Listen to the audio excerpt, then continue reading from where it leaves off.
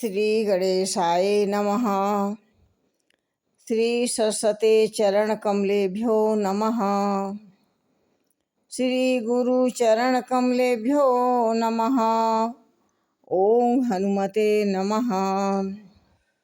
लोकाभिरामं रणरंगधीरं राजीवनेत्रं रघुवंशनाथं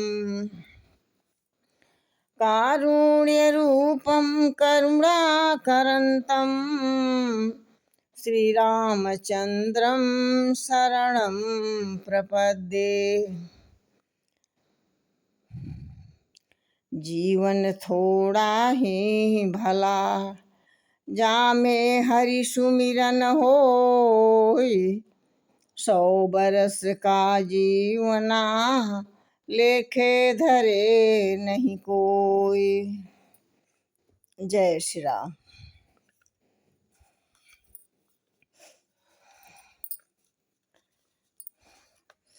रिद्धि सिद्धि सिरि धरि मुनिवर बानी बड़े भागिनी आपहि अनुमानी।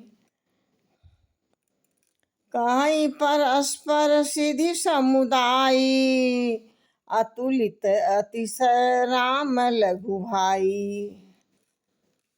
रिद्धि सिद्धियों ने मुनिराज की आज्ञा को सिर पर चढ़ाकर अपने को बड़भागिनी समझने लगी।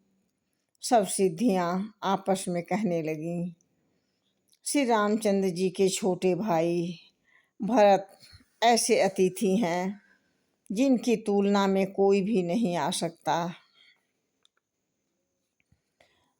मुनि पद बंदी करई सोई आजू होई सुखी सब राज समाजू। अस कही रचेउ रुचिर गृह नाना जेहि बिलो की बिलखई बिमाना। मुनि के चरणों की वंदना करके आज वही करना चाहिए।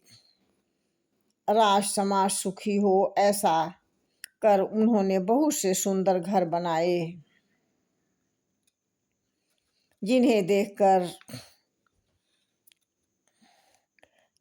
देवता भी बिलखते हैं। उन्हें शर्मिंदगी हो रहे थे।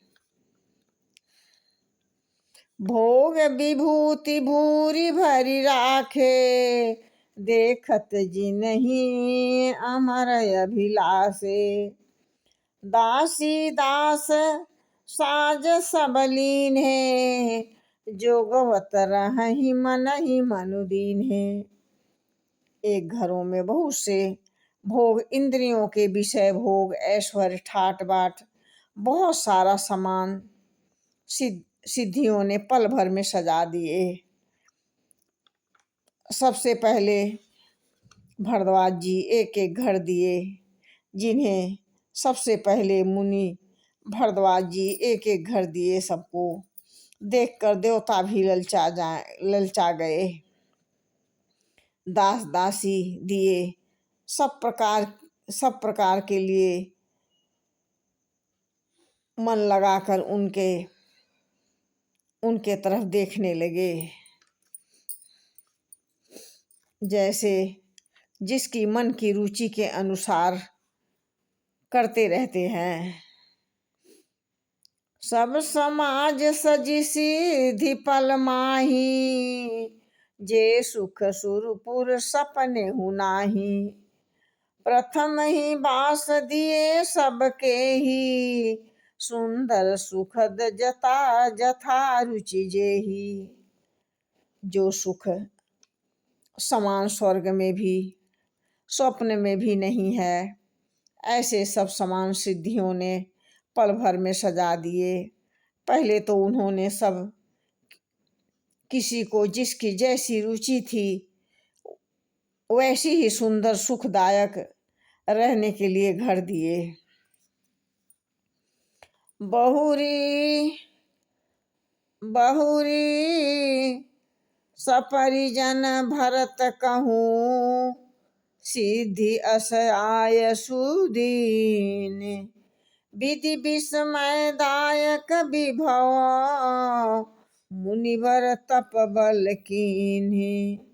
मुनि भरद्वाज जी ने अपने तप बल से भरत जी के मन की सारी बातें जान लिए।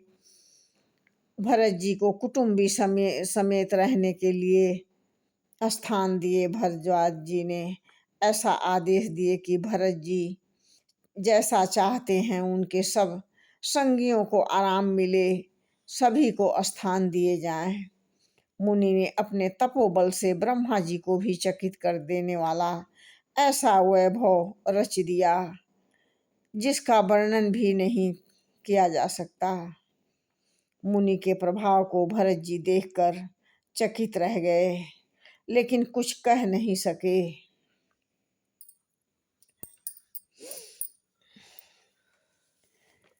मुनि प्रभाव जब भरत बिलोका, सब लघु लगे लोकपति लोका। सुख समाज नहीं जाई बखानी, देखत बिरति ज्ञानी। देखत बिरति बिसारी ज्ञानी। भरत जी ने मुनि के प्रभाव को जब देखे तो उनके सामने उन्हें इंद्र वरुण आदि सभी लोकपाल और लोक तुच्छ जान पड़ने लगे। जो सुख की सामग्री का वर्णन नहीं हो सकता, जिसे देखकर ज्ञानी लोग भी वैराग्य भूल जाते हैं। आसन शयन सुबसन बिताना, वन बाटिका विहंग मृग नाना। सुरभि फूल फल अमिय समाना, विहंग जलाशय विविधि विधाना। आसन सेज सुंदर वस्त्र, वन बगीचे, तरह तरह के पक्षी पशु, सुगंधित फूल, अमृत के समान स्वादिष्ट फल। उन्होंने अनेक प्रकार के तालाब, कुएं, बावली आदि बिल्कुल बढ़िया शुद्ध निर्मल जलाशय, तमाम सुख सुविधा, अनेक प्रकार के व्यवस्था कर रखे थे।